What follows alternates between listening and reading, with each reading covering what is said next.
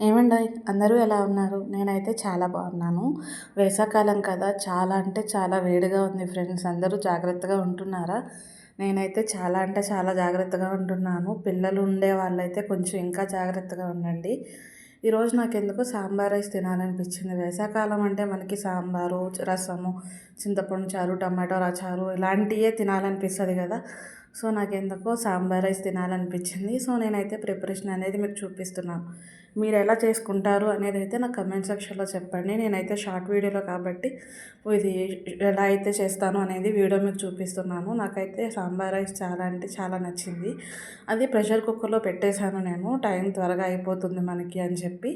So pressure కుక్కర్లో పెట్టేసి నేనైతే వెయిట్ చేస్తూ నేనైతే చక్కగా మంచిగా చేసుకున్న. నాకైతే బాగా నచ్చింది. మంచిగా కొంచెం తినబుద్ధి అవుతుంది. ఎందుకంటే మామూలు కర్రీస్తో ఫ్రైస్తో తింటే అస్సలు తినబుద్ధి అవ్వట్లేదు. అందుకే సాంబార్ రైస్ అయితే కొంచెం కడుపు నిండా తింటామని సో నేనైతే పెట్టేశాను. బట్ దీనికి ఒక హ్యాక్ లాగా ప్రయత్నించాను. ఎందుకంటే పప్పు ఎప్పుడు వండినా సరే బయటకు వచ్చేస్తుంది.